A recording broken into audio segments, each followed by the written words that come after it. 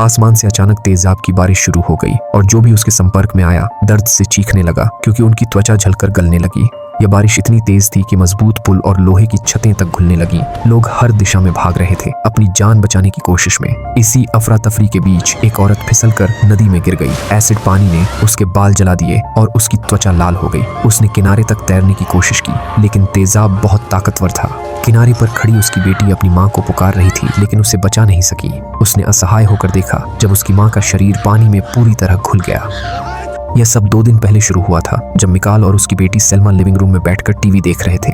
समाचारों में बताया जा रहा था कि कुछ शहरों में तेजाब की बारिश हो रही है और लोग घायल हो रहे हैं। सबको घरों में रहने की चेतावनी दी गई थी लेकिन ज्यादातर लोगों को विश्वास नहीं था कि ऐसा उनके साथ भी हो सकता है। अगले दिन सुबह मिकाल काम पर गया और देखा कि उसकी फैक्ट्री की छत में छोटे छोटे छेद बनने लगे हैं। अंदर फर्श पर पड़े पानी से तेज खट्टी गंध आ रही थी। उसने तुरंत अपनी पत्नी एलिस को फोन किया और कहा कि वह उसे लेने आए ताकि वे दोनों मिलकर सेल्मा को घुड़सवारी स्कूल से ले सकें। जब वे स्कूल की ओर जा रहे थे तो सड़क पुलिस ने बंद कर रखी थी। ऊपर आसमान में काले बादल बहुत तेजी से घूम रहे थे। मिकाल ने गाड़ी खेतों की ओर मोड़ दी ताकि कोई दूसरा रास्ता मिल सके। उधर सेल्मा और उसकी दोस्त अभी भी जंगल में घोड़े पर सवार थीं। तभी जानवर अचानक बेचैन और जंगली व्यवहार करने लगे। थोड़ी ही देर में हल्की बारिश शुरू हो गई और जहां जहां बूंदें गिरी वहां से धुआं उठने लगा। सेल्मा समझ गई कि कुछ गड़बड़ है और वह तेजी से अस्तबल की ओर दौड़ पड़ी। मिकाल ठीक उसी समय अस्तबल पहुंचा जब सेल्मा वहां पहुंची और दोनों भारी बारिश शुरू होने से पहले अंदर भाग गए। फिलहाल वे सुरक्षित थे लेकिन छत से पानी रिसने लगा था क्योंकि जहां जहां एसिड गिरा वहां छेद हो गए। तभी एलिस अपनी कार में पहुंची। मिकाल ने सेल्मा को एक तिरपाल से ढका और वे दौड़ते हुए कार तक पहुंचे। तिरपाल से धुआं उठने लगा लेकिन उसने उन्हें इतना समय दिया कि वे सुरक्षित कार में पहुंच सके। एलिस ने इंजन चालू किया और वे वहां से निकल गए। बाहर लोग दर्द से चीख रहे थे क्योंकि बारिश उनकी त्वचा जला रही थी। कारें पिघल रही थीं और सड़कों पर हाहाकार मचा था। एलिस ने थोड़ी देर के लिए गाड़ी रोकी लेकिन अचानक एक आदमी जिसकी आधी त्वचा पिघल चुकी थी उनकी ओर भागा। मिकाल ने उसे लात मारकर हटाया और चिल्लाया, पीछे हटो। एलिस ने तेजी से गाड़ी पीछे मोड़ी और गाड़ियों की कतार तोड़ते हुए वहां से निकल गई।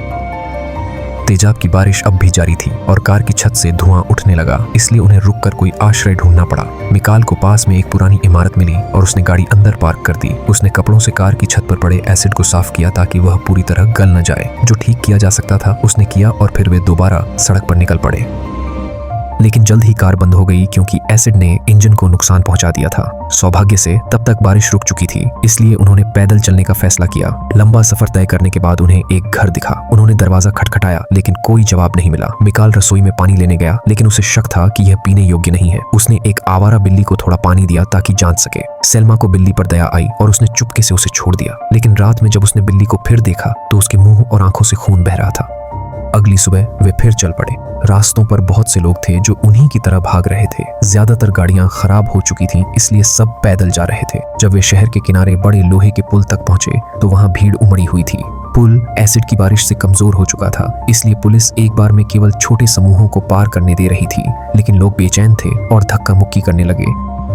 अराजकता के बीच एलिस भीड़ में फंस गई और पुल पर धकेल दी गई। उसने पीछे मुड़कर सेल्मा को ढूंढने की कोशिश की लेकिन एक पुलिस वाले ने उसे आगे बढ़ने को कहा। पुल चरमराने लगा और फिर एक जोरदार आवाज के साथ उसका हिस्सा टूट गया। लोग चीखने लगे और हर दिशा में भागने लगे। अचानक रेलिंग टूटी और एलिस कई लोगों के साथ नीचे नदी में गिर गई। तेजाब से भरे पानी ने उसके शरीर को छूते ही जला दिया। उसकी त्वचा लाल हो गई, बाल झड़ गए और वह दर्द से चिल्लाती हुई तैरने की कोशिश करने लगी। सेल्मा नदी के किनारे भागी और माँ को पुकारा लेकिन वह उसे छू भी नहीं सकी। उसने बस देखा जब उसकी माँ का शरीर धीरे धीरे पानी में घुल गया। कुछ ही देर में मिकाल वहां पहुंचा और सेल्मा को किनारे से पीछे खींच लिया। दोनों फूट फूट कर रोने लगे, एक दूसरे को कस कर पकड़े हुए, अपनी दुनिया के टूट जाने पर बिखर चुके थे। कुछ समय बाद सेना की बचाव टीम पहुंची और बचे हुए लोगों को खाना और पानी दिया। उन्होंने सभी को सुरक्षित स्थान पर ले जाने की कोशिश की लेकिन जब उनके ट्रक एक पहाड़ी सड़क पर पहुंचे तो रास्ता बहुत संकरा था। वाहनों का आगे बढ़ना संभव नहीं था, इसलिए सबको पैदल चलने का आदेश दिया गया। लेकिन तभी आकाश में फिर से काले बादल छाने लगे। डर फैल गया क्योंकि भारी बूंदों के साथ तेजाब की बारिश दोबारा शुरू हो गई। मिकाल ने सेल्मा का हाथ पकड़ा और चिल्लाया, भागो। वे दोनों बारिश से बचने के लिए पागलों की तरह दौड़ने लगे। तभी मिकाल को सड़क किनारे एक छोटा गड्ढा दिखा और उसने तुरंत सेल्मा को उसमें धकेला और खुद भी अंदर घुस गया। जैसे ही बारिश बाहर जमीन से टकराई धुआं उठने लगा लेकिन वे दोनों सही समय पर उस मौत से बच निकले। धीरे धीरे चट्टानों के बीच से पानी टपकने लगा, जिससे मिकाल को मजबूर होकर सेल्मा को गुफा के अंदर और गहराई में ले जाना पड़ा। सौभाग्य से भीतर का हिस्सा इतना बड़ा था कि वे वहां सुरक्षित रूप से इंतजार कर सकते थे। दोनों अंधेरे में एक दूसरे के पास बैठे रहे, बाहर तूफान की आवाज सुनते हुए और प्रार्थना करते हुए कि यह जल्द ही खत्म हो जाए। जब आखिरकार बारिश रुक गई तो वे गुफा से बाहर आए। बाहर का दृश्य भयावह था। दूर शहरों से काला धुआं उठ रहा था और आसपास कोई इंसान दिखाई नहीं दे रहा था। माँ की याद आते ही सेल्मा की आंखों में आंसू भर आए, लेकिन वे जानते थे कि अगला तूफान आने से पहले उन्हें कोई नई जगह ढूंढनी होगी जहां छिपा जा सके। जब वे एक छोटे कस्बे की सूनी गलियों से गुजर रहे थे, मिकाल थकान से अचानक बेहोश होकर गिर पड़ा। जब उसने आंखें खोली तो वह एक घर के अंदर सोफे पर लेटा हुआ था। एक औरत जिसका नाम डेबोरा था ने उन्हें बचाया था। वह कस्बे में अकेली रह गई थी क्योंकि उसका बेटा विलियम बीमार था और जिंदा रहने के लिए मशीनों पर निर्भर था। डेबोरा ने अपने भंडार कक्ष से खाना और पानी निकालकर उन्हें दिया।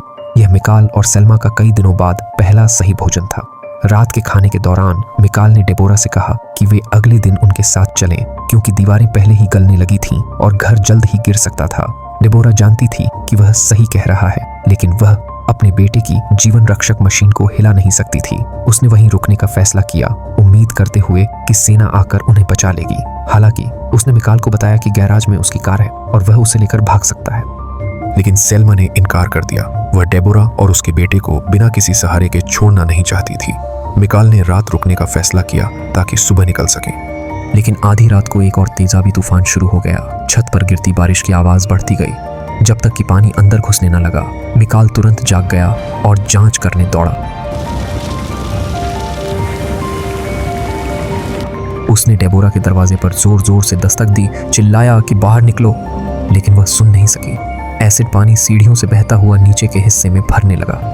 मिकाल के पास अब समय नहीं था। उसने सेल्मा को पकड़ा और गैराज की ओर भागा, कार में बैठा और छत गिरने से पहले वहां से निकल गया। सेल्मा रोने लगी, अपने पिता पर चिल्लाते हुए कि उन्होंने डेबोरा और विलियम को मरने के लिए छोड़ दिया, लेकिन मिकाल ने कोई जवाब नहीं दिया। उसके चेहरे पर दर्द और अपराध बोध साफ दिख रहा था। फिर भी उसे पता था कि उसे सेल्मा को जिंदा रखना ही होगा। वह रात भर गाड़ी चलाता रहा, लेकिन इलाका उसे पता नहीं था और जल्द ही वह रास्ता भटक गया। उसने कार रोकी ताकि थोड़ा आराम कर सके, लेकिन सेल्मा लगातार उसे दोष देती रही और आखिरकार मिकाल ने गुस्से में उस पर चिल्ला दिया। वह कार से बाहर निकला, जमीन पर बैठ गया और चुपचाप रोने लगा, पूरी तरह निराश महसूस करते हुए। अब और सह नहीं पाकर सेल्मा गुस्से में कार से बाहर निकल गई। मिकाल ने देर से देखा कि तेजाब का पानी उनकी ओर तेजी से फैल रहा है। वह तुरंत उठा और कार की ओर भागा ताकि भाग सके, लेकिन तब तक सेल्मा गायब हो चुकी थी। सेल्मा, जो थोड़ी ही दूर भागी थी, अचानक देखती है कि उसके चारों ओर एसिड पानी फैल चुका है। जहां भी वह गिरता जमीन सुलगने लगती। घबराकर वह पास खड़े एक ट्रैक्टर पर चढ़ गई और अपने पिता को पुकारने लगी। ट्रैक्टर धीरे धीरे नरम गल चुके कीचड़ में धंसने लगा। मिकाल ने उसकी चीखें सुनी और उसकी ओर कार मोड़ी, लेकिन कार कीचड़ में फंस गई। बिना सोचे वह कार से कूद पड़ा। भले ही एसिड ने उसके जूतों और त्वचा को जलाना शुरू कर दिया था, वह कीचड़ में दौड़ा, सेल्मा को पकड़ा और अपनी पीठ पर उठा लिया। हर कदम पर उसकी टांगों में जलन का असहनीय दर्द था, लेकिन वह नहीं रुका। वह उसे लेकर कार की ओर भागता रहा, अपने पैरों पर मुश्किल से खड़ा रहते हुए। जब तक वे कार तक पहुंचे, मिकाल का शरीर जलनों से भर चुका था और वह कार के पास गिर पड़ा। अगली सुबह एक सेना की बचाव गाड़ी वहां से गुजरी और उन्हें देख लिया। सैनिकों ने उन्हें उठाकर एक सुरक्षित शिविर में पहुंचाया। वहां सेल्मा ने विलियम को देखा, लेकिन डेबोरा कहीं नहीं थी। मिकाल को इलाज मिला और वह बच गया, लेकिन एसिड ने उसकी टांगों को पूरी तरह नष्ट कर दिया था। दोनों टांगें काटनी पड़ी।